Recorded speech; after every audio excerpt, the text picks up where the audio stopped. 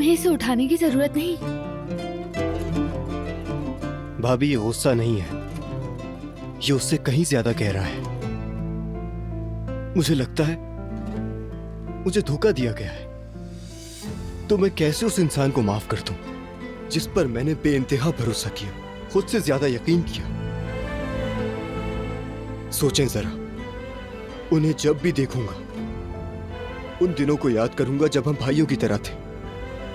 अच्छा सोचूंगा, मगर फिर से याद आएगा कि वो सब कुछ झूठ था।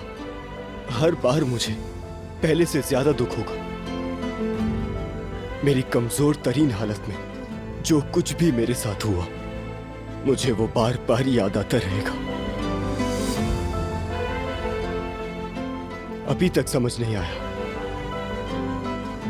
खुद से मैं बार बार पूछता हूं कि क्यों, आखिर क्यों, मगर कोई जवाब नहीं मिलता।